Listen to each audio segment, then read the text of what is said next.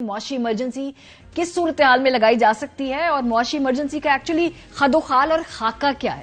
آئین کا آرٹیکل 235 جو ہے یہ معاشی ایمرجنسی سے متعلق ہے. صدر اس وقت ایمرجنسی کا اعلان کرتا ہے جب وہ صوبائی گورنرز کے ساتھ مشاورت کے بعد اس نتیجے پر پہنچے کہ ایسے حالات پیدا ہو چکے ہیں جس سے پاکستان یا اس کے کسی حصے کے معاشی استحکام، اقتصادی زندگی اور ساکھ کو نقصان پہنچنے کا خطرہ ہو. اس قسم کی ایمرجنسی کے نافذ عمل ہونے کے بعد وفاق کا انتظامی اختیار کسی بھی صوبے کو معاشی معاملات کے حوالے سے ہدایات دینے پر بھی ہوگا. اس قسم کی ایمرجنسی کے اعلان کو بھی پارلیمنٹ کے مشترکہ اجلاس سے منظور کروانا لازم ہے. Let me repeat it. اس قسم کی ایمرجنسی کے اعلان کو بھی پارلیمنٹ کے مشترکہ اجلاس سے منظور کروانا لازمی ہے. آرٹیکل 234 کے تحت لگنے والی ایمرجنسی کی طرح اس میں بھی 6 ماہ تک کی توسیع کر دی جائے گی. تو اگر کوئی قانونی طور پہ اس معاشی ایمرجنسی کو لگانے کا رستہ ڈھونڈ بھی رہا ہے اس میں بھی بڑی مسائل ہیں. صدر جو ہیں وہ میرا نہیں خیال اتنی آسانی سے اس پہ اگری کریں گے. پھر گورنر سے مشاورت، پھر وہ جو اسمبلی سے پاس کروانے والی ایک آئینی ضرورت ہے، قانونی ضرورت ہے، وہ بھی اتنا آسان مرحلہ نہیں ہوگا. اطہر یہ میرا خیال ہے خالی فلوٹ کیا جا رہا ہے آئیڈیا.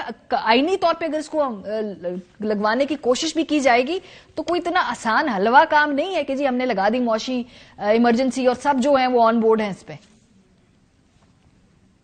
دیکھیں بالکل جس طرح آپ نے فرمایا بجا فرمایا، لیکن ایشو یہاں پہ ماریا یہ ہے کہ کل جو وزیر قانون اور اٹارنی جنرل جو لا آفیسر ہیں ہماری ریاست کے، انہوں نے جو انٹرپریٹیشن کی ہے اس فیصلے کی، اس کے بعد پتہ نہیں اس آئین کی اس شک کی وہ کس طریقے سے انٹرپریٹیشن کریں گے. انہوں نے اپنے ذہن میں پتہ نہیں کیا خاکہ بنایا ہوا ہے.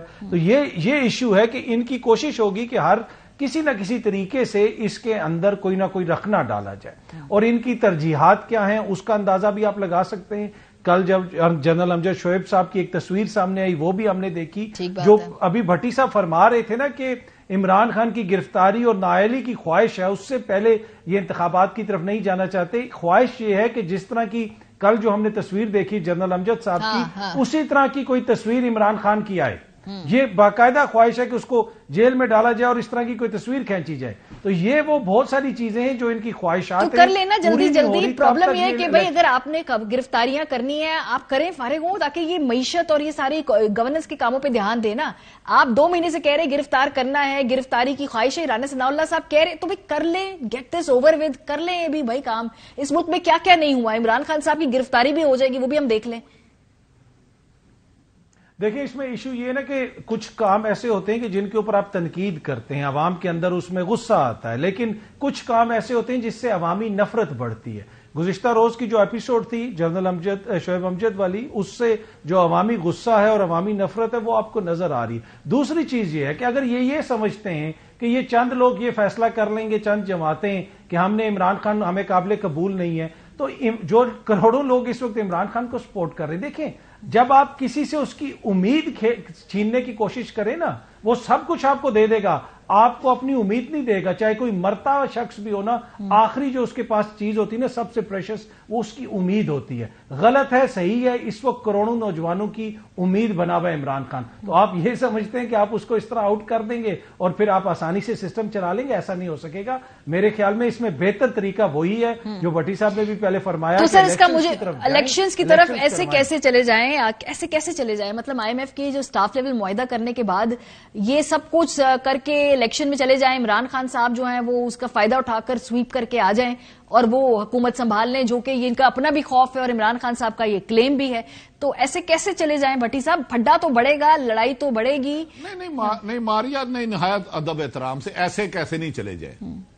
تقریباً 70% کابینہ ای سی ایل پہ تھی. 1100 ارب روپے کے کرپشن کے کیس انہوں نے ختم کروا لی ہیں. جس محترم وزیر اعظم پر 6 مہینے سے فرد جرم عائد نہیں ہو رہی تھی بقول جنتی ارشد شریف کے، اسے وزیر اعظم بنا دیا.